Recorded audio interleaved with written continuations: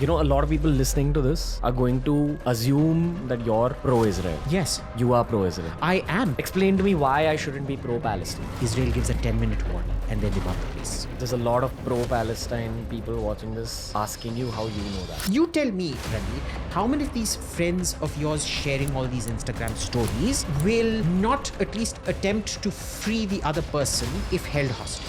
Do I shoot risking your cousin's life to save myself, or do I just put my hands up and say, kill me, I am Jesus Christ, crucify me, I die for the whole world?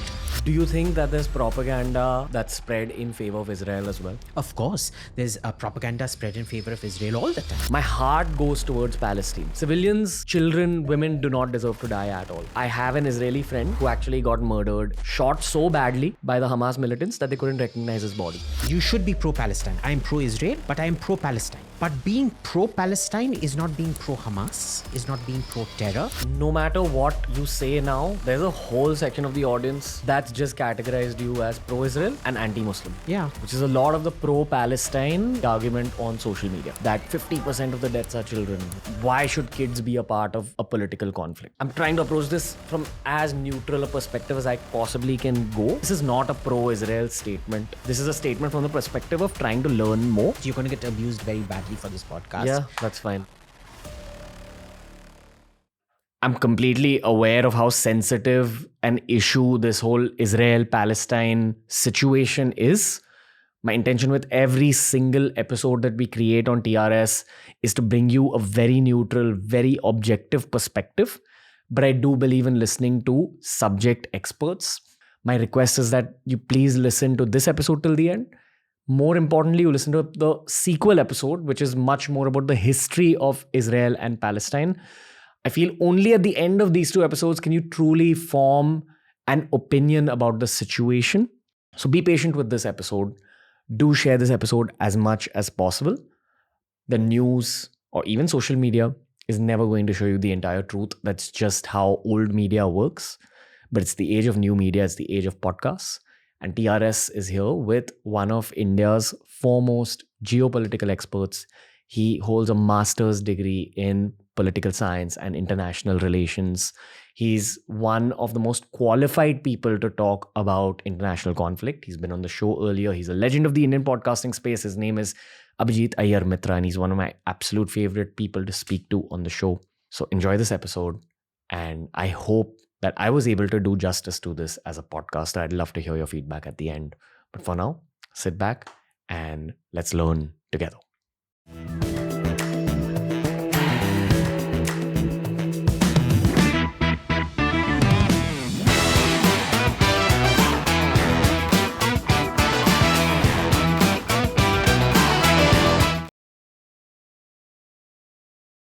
This is the India perspective on the Israel-Palestine war. We have Abhijit Iyer-Mitra with us. Welcome back to TRS. Thanks, man. It's always fun being on your podcast. Likewise, you're one of the guests I look forward to the most because of all the data that's retained, but also the flow of the conversation.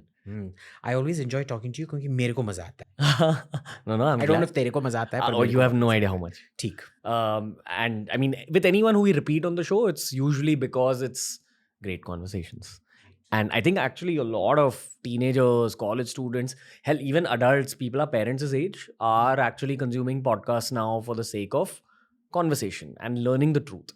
Lovely. Let me begin this Israel-Palestine situation with a pertinent question. Are we seeing the truth on the news? You're not seeing the truth on the news, but you are seeing the truth on social media. And I'll tell you why. I think after Elon Musk removed all these, content filters and God knows how many 20 million people they employed to do content moderation, we are now seeing unfiltered news from the ground come through. So it's almost like doing primary source intelligence, primary source research, which is much better than news, which is always tainted with an editorial angle. Ki, we have to show you this, we can't show you this, we don't want to show you this, or we're going to spin it this way. So I have not, ever since Twitter got freed, I'm really not even watching the news. If I like go to a news website to see what the latest thing happening is, and then I just go to Twitter to follow primary sources and see what's happening on the ground out there. The big reason that I believe podcasts are taking off on a worldwide scale is because of the concept of steel manning. Yeah. Steel manning basically means taking a topic, putting forth your perspective, also putting forth the positives of the perspective that's supposedly against your own. So there is no black and white.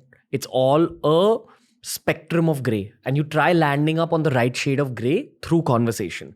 Now, this is not possible on the news. This is why podcasting has taken off. This is why Joe Rogan and Lex Friedman and all these guys have careers, that they steel man arguments, which is what I want to begin Israel, Palestine, and this whole situation with. My heart goes towards Palestine in terms of civilians, children, women do not deserve to die at all. This is, men at war, political leaders at war. Right. Now, parallelly, I have an Israeli friend who actually got murdered in this music concert.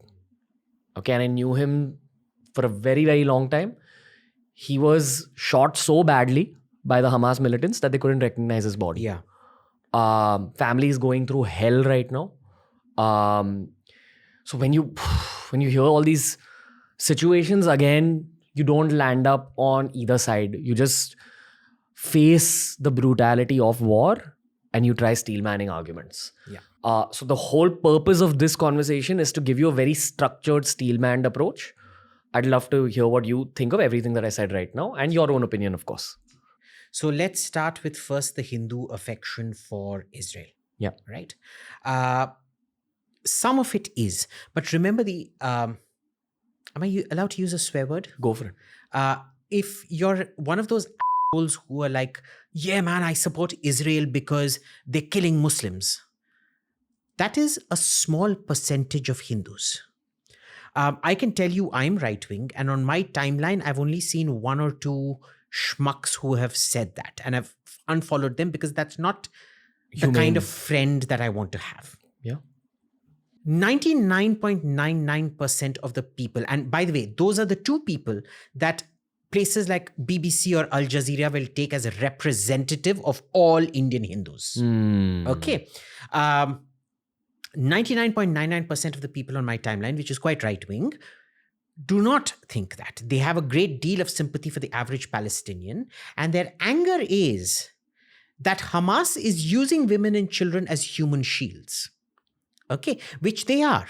Because remember, if you look at the PR war out here, the military war, you can't overcome Israel. Israel is an absolute superpower in the region. Everybody in that region has tried to take down Israel, and they've all failed very miserably and paid a very heavy price for it.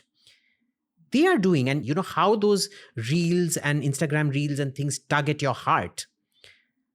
Their strategy is to see to it Israel kills as many women and children as possible so as to tug at your heart so that your heart takes over from your brain. For Israel, it is bad PR to kill. So Israel actually, first of all, they don't have a bloodlust to kill. Second, it is bad PR for them because every Palestinian woman or child killed hurts their cause. Whereas every Palestinian woman or child killed increases Hamas's support base. It helps Hamas's PR argument. See, they can't counter Israel militarily, so they counter Israel PR-wise. That's how things play out. And it's natural human instinct. You tell me, who will not support the underdog? Okay? Except the problem is we think of this as the underdog. They are technically the PR overdog. Hamas is, and Israel is the PR underdog. Number one. Number two, let's get back to Hindus. What Hindus see is that, we're what V.S. Naipaul called a deeply wounded civilization. We've been colonized for the last 1,000 years. It's been massacre after massacre after massacre after massacre. There is not a single old temple standing in North India. All the old temples are in the south. There's nothing left standing in North India that's more than a few hundred years old, unless they were lost, like Khajuraho was lost in the forests and things like that. They are not. In our own lifetimes, we've seen the ethnic cleansing of Kashmiri Pandits in Kashmir. We've seen what is essentially a sort of denial of rights to mighty tribals in Manipur happen right now in the same year that all of this has happened, there is anger. And there is this feeling that Israel is kindred, but it stands up for itself. The average Hindu is like the Jew before the Holocaust. The Jew before the Holocaust was the good Jew that everybody liked. He didn't take a pistol and go shoot. He didn't stand up for himself. When he was sent to the gas chamber, he went like a cow to the slaughter. You know how cows are killed. No, they put a pressure gun to the head, and the steel jack goes right through the brain. It essentially causes the brain to explode, and the cow dies immediately. And that is their idea of a good Jew. And what they do to the good Jew is kill the good Jew. Okay. But after the Holocaust, they realized they couldn't continue like this. The biggest supporters who, I won't say supporters, but the loudest voice saying Hitler wasn't going to kill Jews were in fact German Jews. They said, this guy's, he's not really going to say what he does. But he did. We all know he did. So there was a civilization, a community change that happened in their mindset. What the rest of the world seems to want is for the Jew to go back to being that good Jew who just dies when you tell him to die. And they're not going to do that. And Hindus, there is a lot of frustration in feeling that, where the good Hindus, where the democratic, lovely, multicultural state that the New York Times and Washington Post used to love, as long as we were ready to get butchered. And the moment we stand up for ourselves, we're fascist Nazis who should essentially be looked at as the Third Reich and be bombed in and divided up like East and West Germany were under 2 or 4 different zones of influence. That doesn't work. Second, it is much deeper cultural ties, remember, because, Israel is a Jewish state. It's the only Jewish state. And a religion born from there called Christianity. Jesus Christ wasn't a Christian, he was a Jew. But Christianity became the dominant religion in the West. But the point of origin remained Jewish. Similarly, India, the point of origin remained Hindu, but Hinduism spawned a religion called Buddhism, which took over the East. But the point of origin remained Hindu. So there is that similarity. The third similarity is you see that the diaspora of both, there's this concept of the Hindu in America. After Protestant Catholic marriages, Hindu-Jewish marriages are the highest. Why?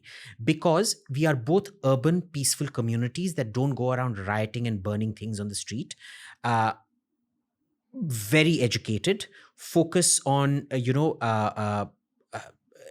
family, being peaceful, doing things through the law, etc., etc. There is a reason that Hindus and Jews have the highest per capita incomes of any diaspora anywhere in the world. The fourth reason behind all of this is the fact that, we've never had anti-Semitism in this country. We don't know what it is to hate a Jew.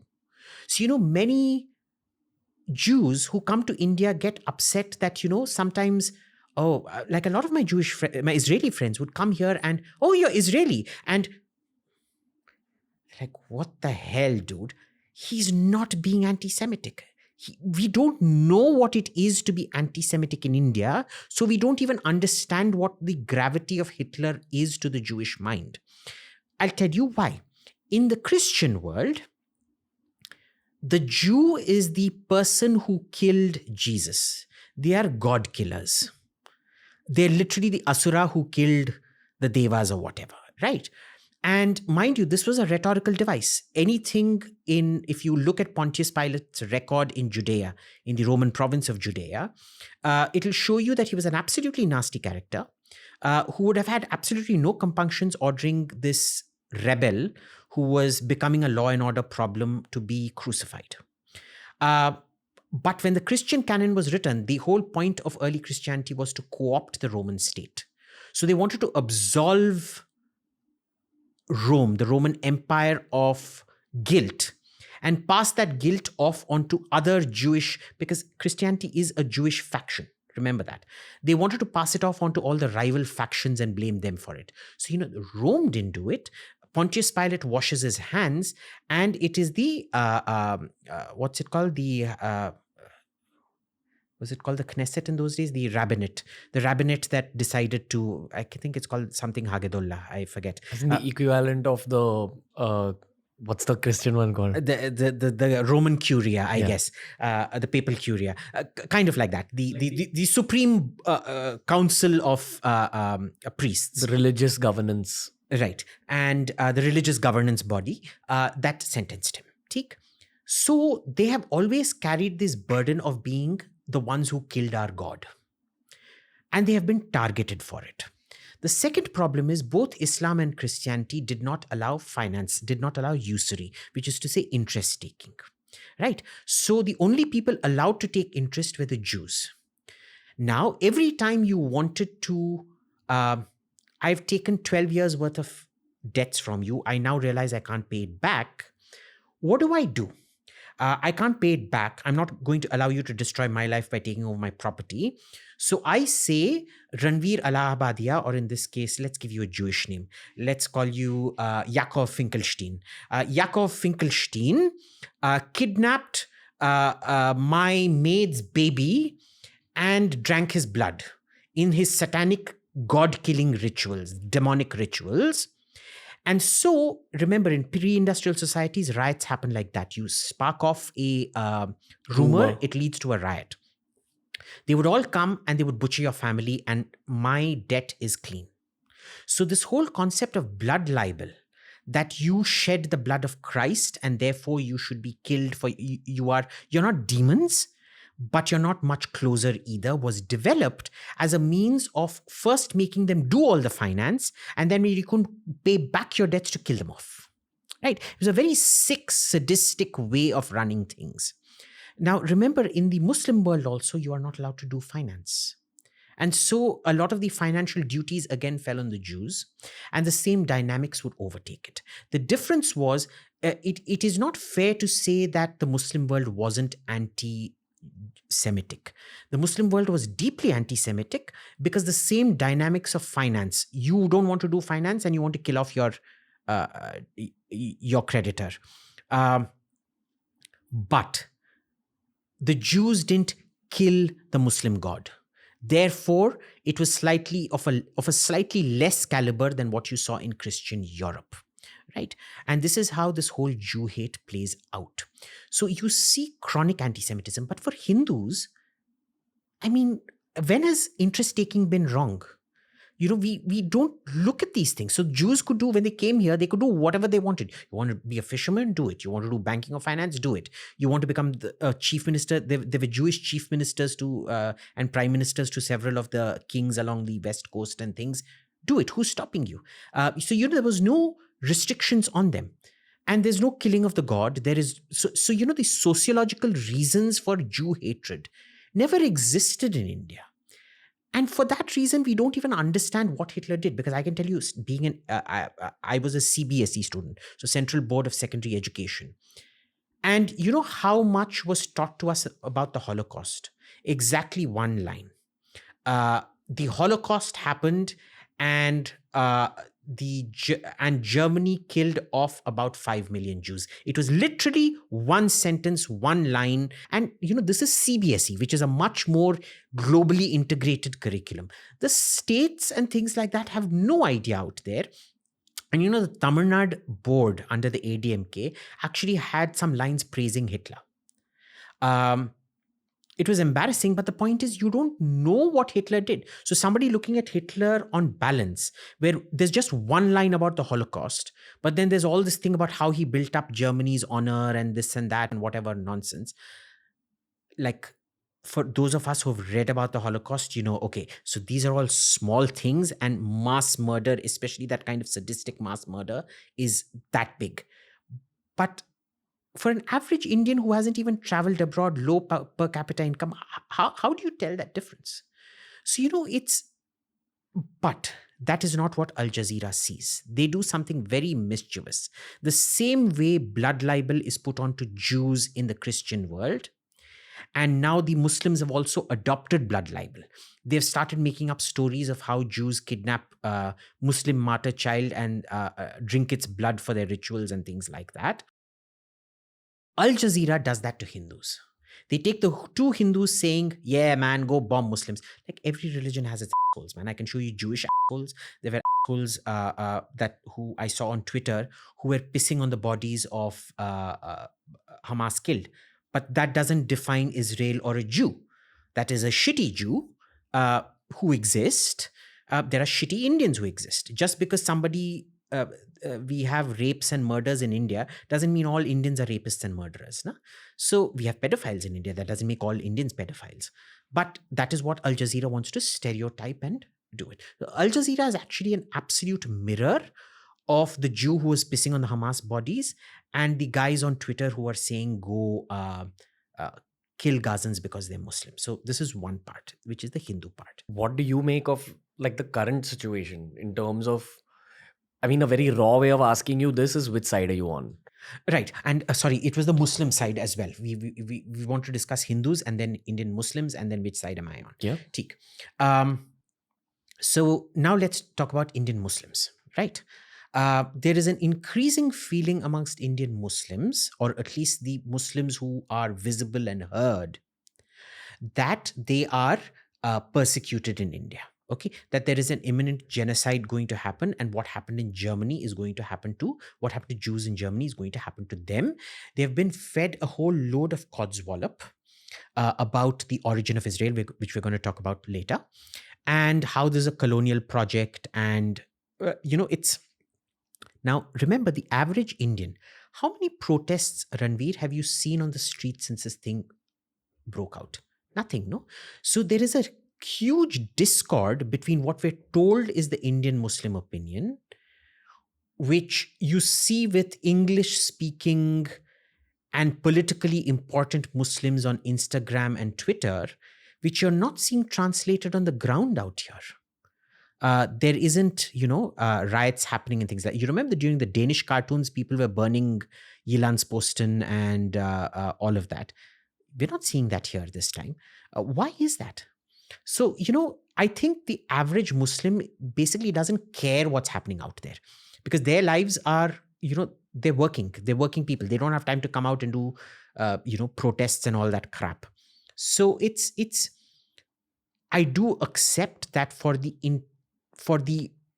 high disposable income, significant spare time Indian Muslim who has time to post on Instagram, this is an issue because they are connected with the world and they see sort of religious justification. There is an ummah, the global Muslim feeling of fraternity and brotherhood that should exist, which means they should speak about this too. They should speak about fellow Muslims being slaughtered by Israel. And again, we come to the point.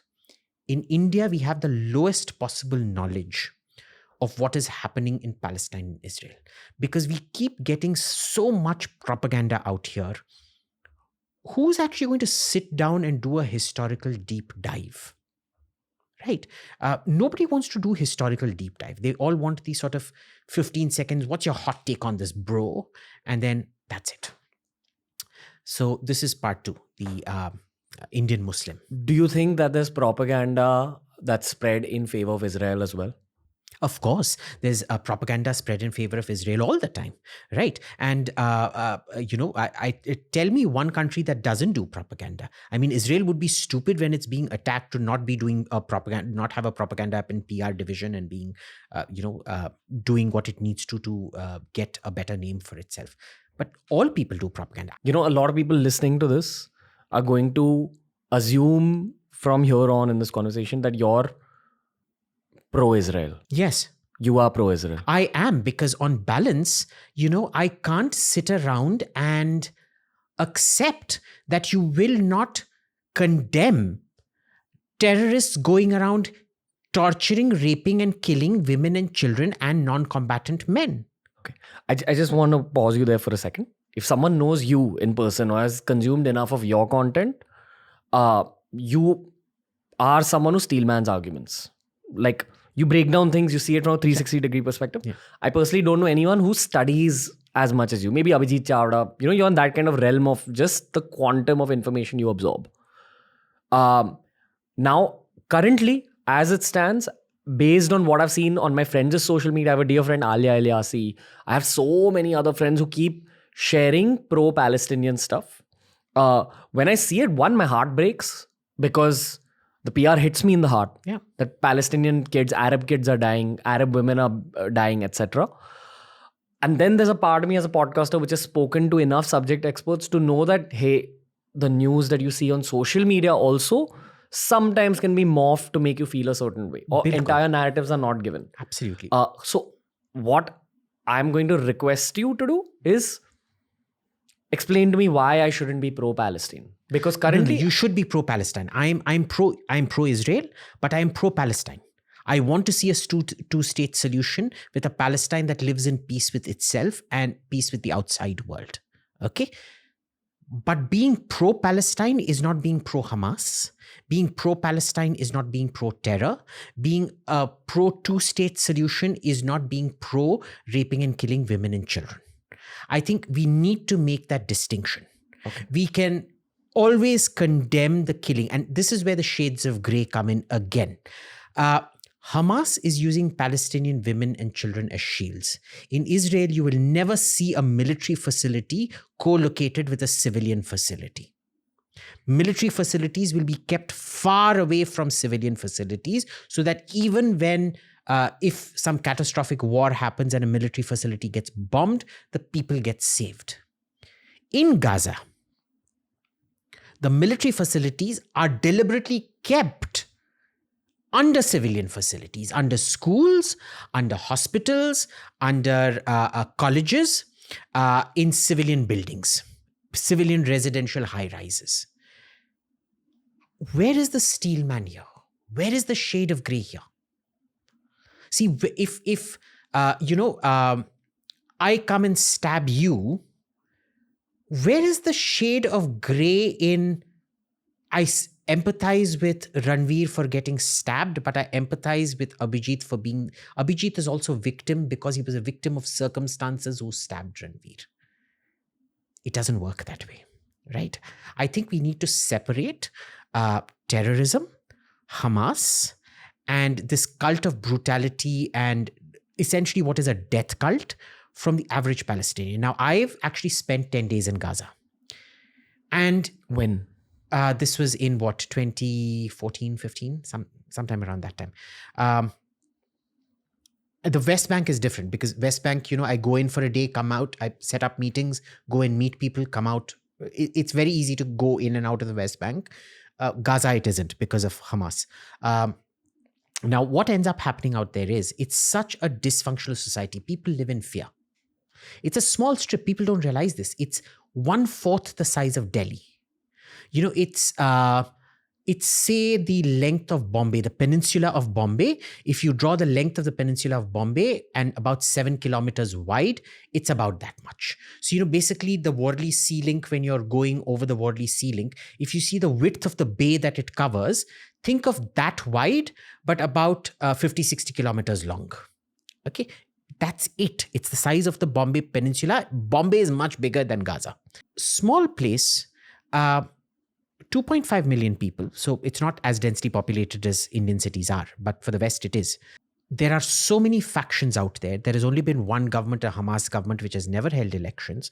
The average Palestinian doesn't even get to decide if they are satisfied or not satisfied with the government. You tell me 17, 18 years under a blockade, not being able to travel in and out or whatever. And that's incidentally fake. They do actually get to travel a lot. We'll talk about that when we talk about their jobs and how this attack was carried out. For there to be absolutely no dissent against your government, give me a break. That is not normal. This does not happen in normal countries where there is zero dissent and everybody is like super happy with your leadership and they think they're great heroes fighting the resistance battle. No, I have seen fear in the eyes of Palestinian women for their children. I have also seen that fear come out in deep conversations over hours, but it doesn't come out immediately. It is very subcutaneous because if those fears are expressed in publicly, it leads to nasty consequences for you and your family. Hamas is not nice to its own people. This is, where, because you or me, watching what Israel is doing, nobody likes unless you're very sick in the mind, you don't like watching buildings being blown, hospitals being blown, empty hospitals mostly, by the way, because Israel gives a 10-minute warning. They do a tap, which is your signal, get out. You have 10 minutes to get out, and then they bomb the place. There's a lot of pro-Palestine people watching this asking you how you know that. I know that because I've seen it. I've seen the remote video footage of what that tap looks like. I've spoken to Gazans who all know what that tap sounds like, or what it's meant to be. They are all sent SMSs because I've seen those SMSs. I wasn't there when any bombing took place, so I haven't seen it firsthand, but I've seen those SMSs on their phones. And, and the very surprising part of that conversation is they'll deny ever getting any SMSs. They'll deny ever getting a warning, and they'll say, oh, they just bombed us and my cousin died, became shaheed. And then, over 2-3 days, when you've warmed them up, they can slowly open up to you. You get to see their phones. I don't read Arabic very well. I have very rudimentary knowledge of Arabic. But it is a warning that has been SMSed to them from the Israeli military saying your house has been targeted. Get out. You have so many minutes to get out. I forget now. Is it 7 minutes or 10 minutes? I think it's 7, maybe not 10, to get out. And that was based on a calculation that this was explained to me, that 7 is enough for the people to evacuate, but not for the equipment and the ammunition stored there to be evacuated. And it's enough for the person to run far away enough so that the secondary detonation of the ammunition in there doesn't harm them. So it's a very well-practiced routine, right? So here's the thing, is there collective punishment happening? Yes, but they want you to look at this as collective punishment in isolation. The problem is there is hostage taking. It's not just Israelis who are held hostage. It is the vast majority of the Gazan population that is being held as a human shield hostage by Hamas. Supporting Hamas is Islamophobia. Hamas are not Muslims. They are what you'd call Ibn Shaitan, Ibn Iblis, which are the names for the demon and the devil. They are the sons and daughters of devils. They are not Muslims. Let's be clear about that. If you think they are Muslims, that they are fighting for a Muslim cause, you are sick. No Muslim will hold a fellow Muslim woman and child as a hostage. And if you think it is legit, then there's something very wrong with you. They hold them hostage. They hold the Palestinian population hostage deliberately. Now, assume you are the one holding somebody hostage. Say your cousin. You're holding him hostage because I want to kill you, but I have no fight with your cousin, right? What do? I know holding your cousin, you have a gun, which you're pointing at your cousin right now, threatening to shoot if I come. But if I lower my guard, you're going to shoot me through the head. Do I shoot, risking your cousin's life to save myself? Or do I just put my hands up and say, kill me, I am Jesus Christ, crucify me, I die for the whole world? Jesus wasn't, he was kind of rejected by most Jews for a reason. And this turn the other cheek, it's fantastic in books, but it never works out in practice. See, he said, turn the other cheek when somebody slaps you. He didn't say, show them the other side of your rib cage if somebody pierces you with a spear. And as far as I remember, when he was pierced with a spear on the cross, he didn't turn around and show the other side of his ribs, did he? There are all these sort of rhetorically lovely philosophical bullshit that you hear, like Gandhi. An eye for an eye makes the whole world blind. But look, I pluck out one eye of yours, you pluck out one eye of mine, then I pluck out the second eye of yours, you're already blind. And in the land of the blind, the one-eyed man is king. So I've won. An eye for an eye does not make the whole world blind. And if I'm attacking you now, I pluck out both your eyes first, you've got nothing left to do. You might try, but you won't be able to succeed till you learn, ninja style, blind man, blindfolded ranging and the things that you see in superhero movies. It doesn't happen. So all these sayings, they're fantastic. They don't work in real life. I would just ask your friends who are pro-Palestine to examine their own self-beliefs. What are you? Are you pro the Palestinian people? Are you pro-Hamas? Are you because Hamas, I can guarantee you, is not pro-Palestinian. And why do I say that? I think it's very important we examine why Hamas is not pro-Palestinian and why did we get to this stage? What is the history out here? See, the Palestinian Authority, which is formerly the PLO and the Fatah faction, after like 40, 50 years of running a guerrilla campaign and terrorism and whatnot, they finally agreed to sit down with Israel and talk. Hamas refuses to even talk. They don't want a two-state solution. They want the whole of Palestine, what is today Israel. And their chant is from the river to the sea, Palestine will be free, which is basically a call for genocide. Okay, because the river is the Jordan River and the sea is the Mediterranean. So all the Jews are to be pushed out into the sea. You'll keep hearing this. Tell me, how do you sit down and talk to somebody who refuses to talk to you? Okay, then Israel did make, when there were kibbutzes out there, there was very significant agricultural employment. You can go check out the Peel report, which came out in the 1930s, I think, which showed that it was actually Jewish migration which significantly improved the employment and the arability of land and everything out there, but it led to greater social tension. You know why? Because them coming and enabling people and making them richer through employment threatened the feudal power structures out there, which is, incidentally, you see that in India as well. One of the very smart things Modi is doing is giving Muslims education, toilets, and electricity and things, which are making them less dependent on the feudal leaders who they've depended for. And those feudal leaders, just like Hamas, condomize their own population. They send them out for riots to die. When to sort out those riots, you have to make a deal with the leader and give him property or give him 2-3 Lok Sabha seats or Rajya Sabha seats or whatever power, like you said. And this is the problem of a feudal power structure which has not modernized.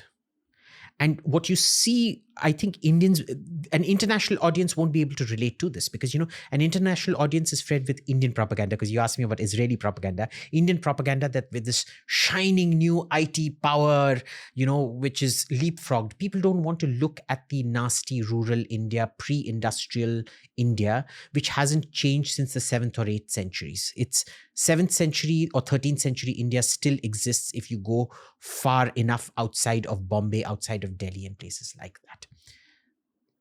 So I would really urge the people who are pro-Palestine, be pro-Palestine, sure. But that shouldn't prevent you from being able to condemn what Hamas does. That shouldn't be able to, and sure, condemn Israel when it kills women and children deliberately.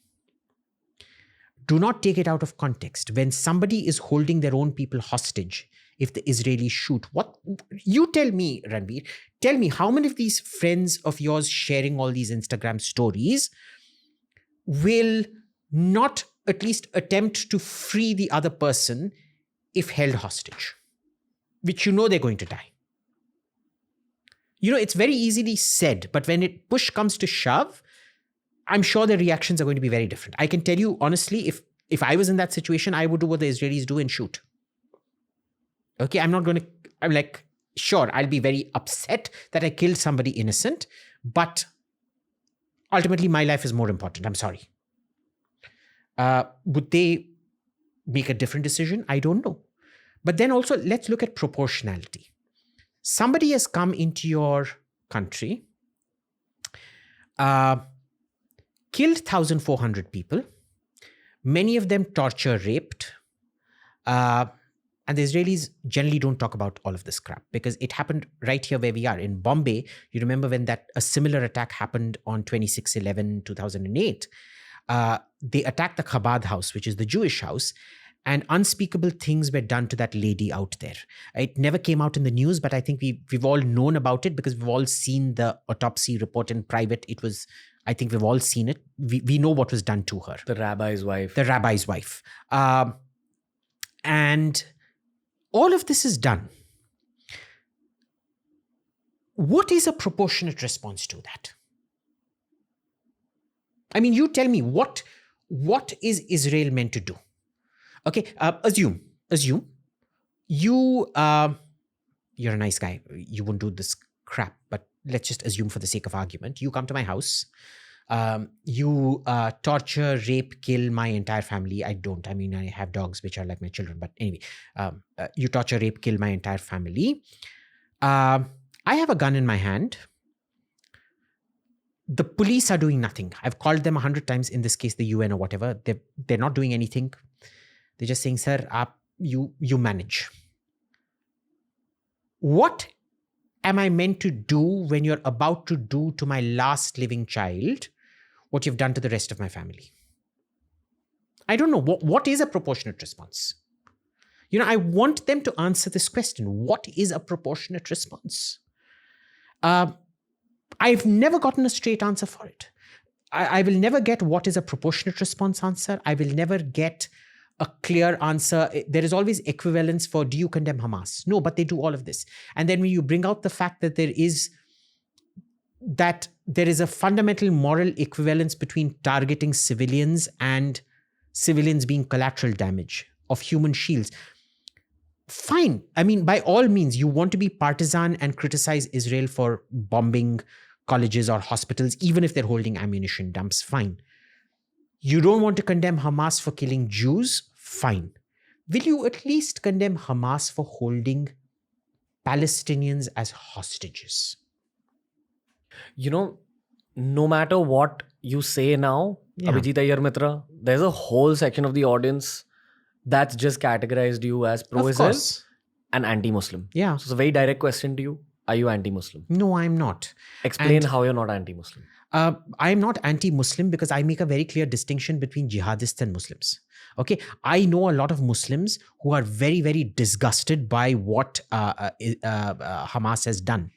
I know a lot of Muslims who detest Hamas. You know what the problem is? They are shit scared to come out and say it openly. Why? Because it breaks down family structures. They get harassed within their social circles. They lose a lot of their social circles. Some of them are brave enough to actually come out and say it. So, my friends Amna Ansari, Khalid Beg, Zahak Tanveer, all of these people. And they will immediately again be classified as rented Muslims, paid Muslims that have sold their souls to the Hindu-Jewish conspiracy. There's an actual term for that. Yahud Hunud Sazish. Yahud being the Jew, Hunud being the Hindu, Sazish being conspiracy. So, protocols of the Elders of Zion, where Hindus are now junior partners in the protocols, they are classified as that. But do you know how many Muslims I know who really don't want this crap, who are absolutely morally clear that what Hamas has done is reprehensible, who just won't come out because they get no support? Tomorrow, if somebody can... do you remember when the entire Nupur Sharma thing controversy broke out?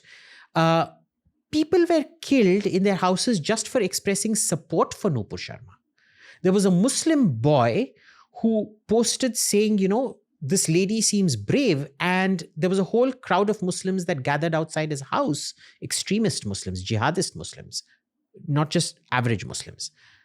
Who gathered outside his house to do him physical harm, and he had to be arrested for his own protection. The Hindu tailor who was, you saw the video, his head was sliced off, had expressed support on a Facebook page. The police in this country, the enforcement mechanisms in this country are pathetic. We are a third world country in terms of the state's monopoly on violence. We cannot provide protection to everybody.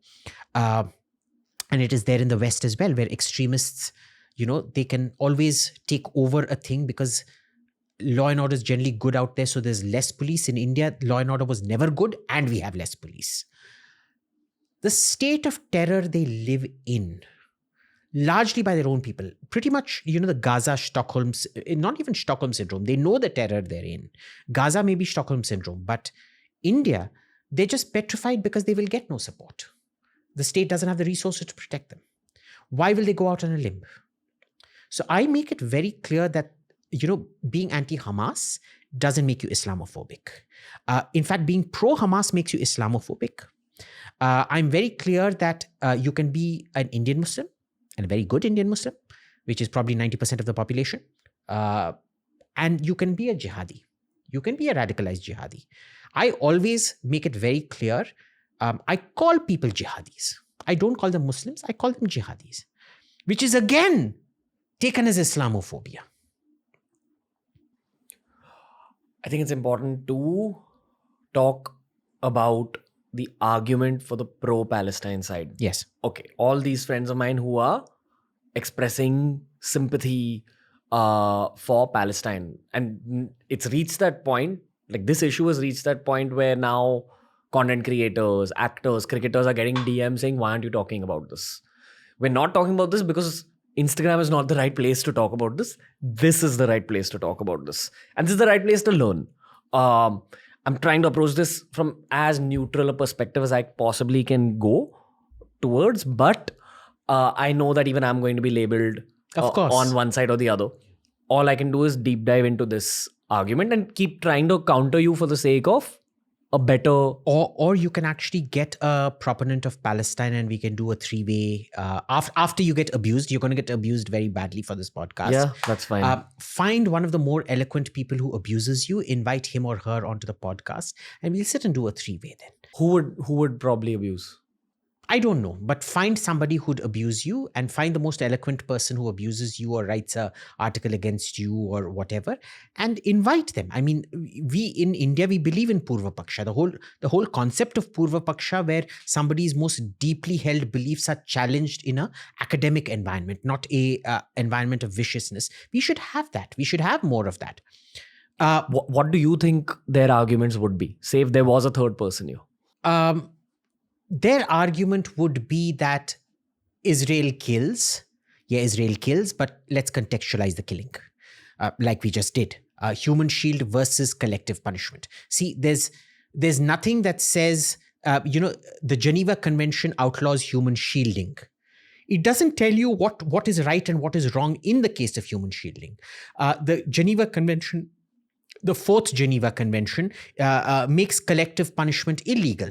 But it doesn't tell you what is collective punishment in a hostage situation or in a human shield situation, right? Is firing at a hostage. So this is fundamentally two canons of international law clashing, which has not been sorted out. Collective punishment by itself is wrong. Human shielding by itself is wrong. But what when collective punishment is in response to human shielding? What is the argument there? What comes out on top in international law? We don't know because nobody wants to answer that difficult question. See, everybody wants their little propaganda point. What you keep getting is a lot of bad history from the Palestinian side. And a lot of it comes from the fact that they can't accept that Israel is there and should exist. Once you accept that Israel exists and accept a two-state solution, it becomes a lot easier to move forward in that conversation. But there are first principles errors in a lot of the arguments that come from there, which we'll discuss when we do the three-part series. Like, there's a lot happening geopolitically. Let's stick to the present and the future in this particular part one of the conversation. For people who've been living under a rock, how did this present situation begin? You want to take it forward? Well, very simple. The present situation began because Israel was complacent. They actually thought Hamas was behaving itself, unusually good behavior for a period of almost 2 years. And they did not expect the attack to happen. But then on the 7th and 8th of October, the border defenses were breached. And Hamas just went on a rampage in southern Israel, killing 1,400 odd people. Several of them were very sadistically torture, rape, killed, and boasting about it, putting it on social media, putting it on mass distribution channels. And, to contextualize this in Israeli terms, 1,400 dead is like a nuclear bomb going off.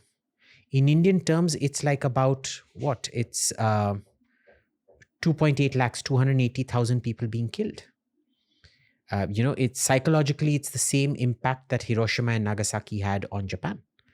And obviously, Israel is going to respond to it. which is what they're doing right now, which everybody's crying foul about. The question really is, what exactly did they want Israel to do? What did they think Israel was going to do after an attack like that? Like sit down, sit back, and start singing Kumbaya and knit sweaters, really? Okay. Again, this is a very, very long conversation. Like that's the only way to explain this topic. And I do definitely want to address the pro-Palestine side of things. Much more of that will happen in part 2, which is about the history of that piece of land that we call Israel in the modern day. I want to just confirm certain things with you. Please correct me wherever I'm wrong. So the Hamas carry out this attack. They can't be stupid enough to think that there's going to be no retaliation from one of the world's military powers. Actually, they can. Okay. Let's also attach that narrative that we just spoke about, or I think you told me outside, which is that whole thing about children, which is a lot of the pro-Palestine side of the argument on social media, that 50% of the deaths are children. What those same people who share those clips, and of course, I condemn a children's death as much as you condemn it, as much as AIM condemns it. Why should kids be a part of a political conflict? Just that, it was mostly the fertility rate of 9, which is to say 9 kids per household, was very deliberate planning in order to swamp what is today Israel, including the occupied territories, and create a Muslim majority. And the benefit of it, the side benefit of it, was having lots of underage human shields. Okay. Again, this is a very long conversation that we have to break down much more. But to understand this further, we'll club it into part 2 of this conversation. Maybe to end part 1, all I'm going to ask you is, where do we go from here? Things aren't going to change for the Palestinians in Gaza till you get rid of Hamas. They crossed a line. Okay? And this really comes down to a philosophical difference. Okay? Who is responsible? The person who is using children as human shields. We have proof that when the Israelis have been, dropping leaflets and sending SMSs and phone calls asking people to evacuate, Hamas actually prevents them from evacuating and tells them not to evacuate and to stay back, and say that Israeli evacuation orders are a disinformation campaign. You can actually see the SMSs. You can actually live see the SMSs. There are lots of videos uploaded on social media that they're doing this. And I guess this is, for me, it's not a philosophical question, but for people who want to equivocate, it becomes a pseudo-philosophical question that I am here to demolish a house by corporation orders. You are deliberately keeping your children inside there in the hope that it will prevent me from demolishing. And in case I do demolish and the children get killed, you can sue me for murder and then negotiate with me to get my house undemolished, or not, see to it that the corporation does not rescinds its order or something like that. I would hold the house owner responsible. If you're related to the house owner, obviously you'll hold the corporation responsible. But the question is, I understand where the Palestinians are coming from. But if you're not a Palestinian, take a legal point of view on this. Who is putting the children in danger? Okay, for me, it's a very straightforward argument. There is unfortunately a tendency in our time to not accept responsibility for your own actions and externalize it. Everybody else is responsible for how screwed I am, and I am blameless. I'm a victim of society. I'm sorry, that doesn't work. Okay, I am not woke. I detest wokes, because the whole point of wokery is to not grow up and externalize your own faults onto other people. And that really is the Palestinian political mindset. It's never really grown up, and it refuses to introspect. It refuses demonstrably failed tactics. They refuse to change. What do? You learn about the history of Israel in the next episode. Yes. That's all you can do. I think there's a lot of pro-Palestine people who are not familiar with the history of Israel. It's a very key part of this whole argument. Please understand that anything you see on the news, anything you see on social media, there are multiple aspects to that argument. This is not a pro-Israel statement. This is a statement from the perspective of trying to learn more, which you, me, and AIM will do in part 2 of this conversation. AIM, thank you. Thank you for explaining it the way you did, but I think part 2 is where the meat lies, because whatever is happening today has happened because of whatever happened in the past. Absolutely. And it'll also determine the future. So I just hope, which is something the Middle East never learns, I think, is let's learn from our own history, and to learn from history, you first need to have an accurate history. All right. We will see you in part 2. Thank you. So that was the episode for today.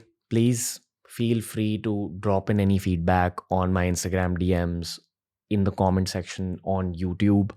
This is one of those topics where we have to bring someone who's pro-Palestine to actually debate with an opinion like the one that AIM had.